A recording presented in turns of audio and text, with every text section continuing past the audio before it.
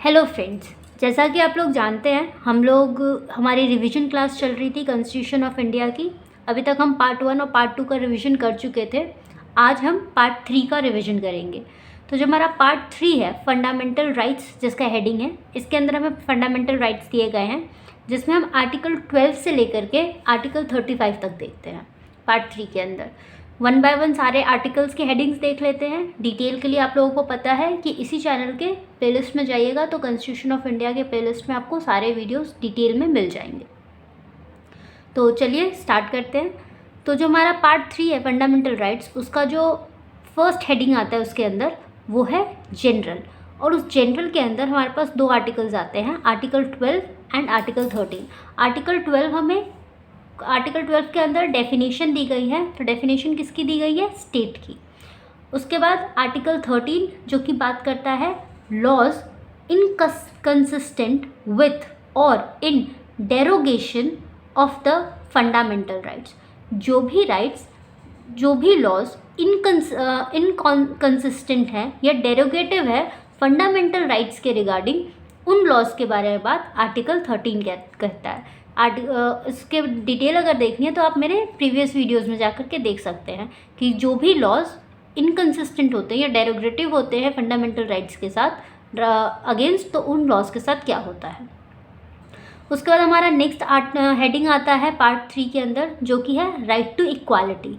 इसके अंदर हमारे पास आर्टिकल 14 से लेकर के आर्टिकल 18 तक है, जिसमें हमारा आर्टिकल 14 जो है वो बात करता है इक्वालिटी बिफोर लॉ।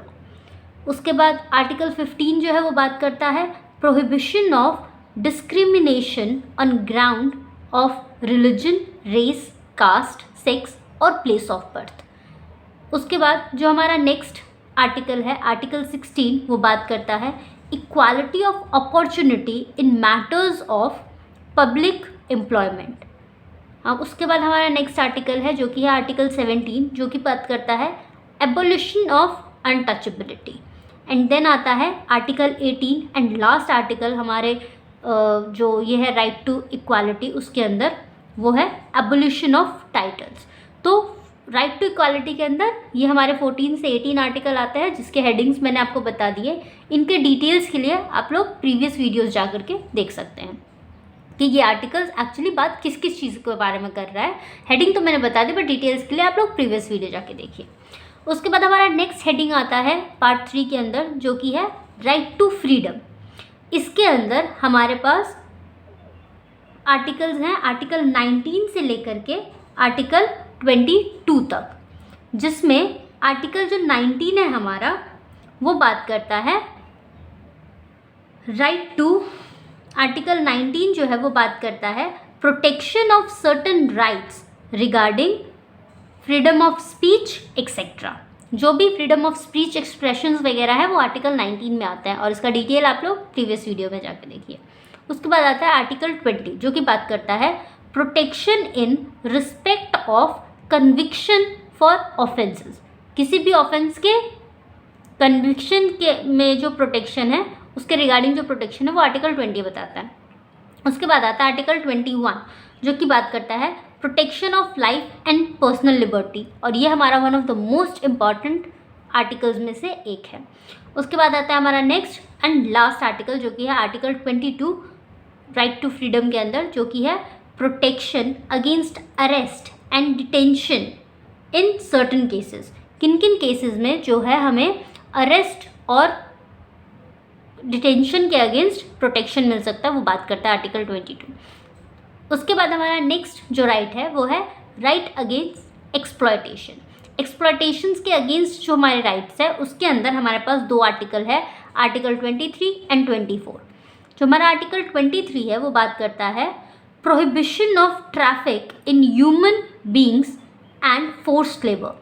किसी भी जो ह्यूमन ट्रैफिकिंग होती है उसका, और किसी से जो फोर्स लेबर करवाया जाता है उसका प्रोहिबिशन वो आर्टिकल 23 में दिया गया है। उसके बाद हमारा नेक्स्ट आर्टिकल आता है जो कि है आर्टिकल 24, जो कि बात करता है prohibition of employment of children in factories etcetera. बच्चों का जो एम्प्लॉयमेंट फैक्ट्रीज वगैरह में होता है उसको प्रोहिबिट करता है हमारा आर्टिकल 24। तो ये राइट अगेंस्ट एक्सप्लॉयटेशन हमारा है, जो कि आर्टिकल 23 और 24 है। उसके बाद आता है right to freedom of religion. इसके अंदर हमारे पास आर्टिकल 25 है जो कि बात करता है freedom of conscious and free profession, practice and propagation of religion. किसी भी रिलीजन को हम अपने फ्रीडम के हिसाब से प्रैक्टिस कर सकते हैं, प्रोफेस कर सकते हैं और प्रोपोगेट कर सकते हैं। उसके बाद हमारा नेक्स्ट आर्टिकल है आर्टिकल 26 जो कि बात करता है freedom to manage religious affair. किसी भी रिलीजियस अफेयर को हम हमारे हिसाब से प्रैक्टिस कर सकते हैं, मैनेज कर सकते हैं।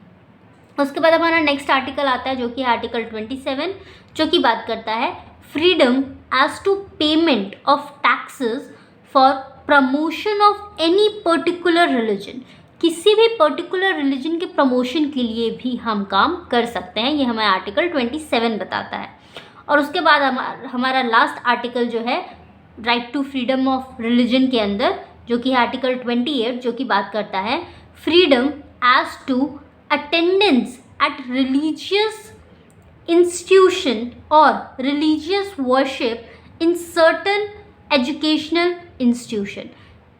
कुछ एजुकेशनल इंस्टीट्यूशंस में भी हमें फ्रीडम दी गई है रिलीजियस वर्शिप और इंस्ट्रक्शन के रिगार्डिंग।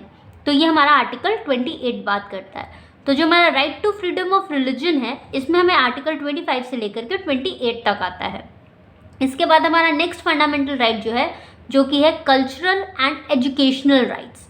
इसके अंदर हमारा आर्टिकल 29 से स्टार्ट होता है जो कि है आर्टिकल 29 बात करता है protection of interest of minorities. Minorities के जो राइट्स हैं उसको प्रोटेक्ट करता है आर्टिकल 29। उसके बाद आता है आर्टिकल 30 जो कि बात करता है right of minorities in to establish and administer educational institutes.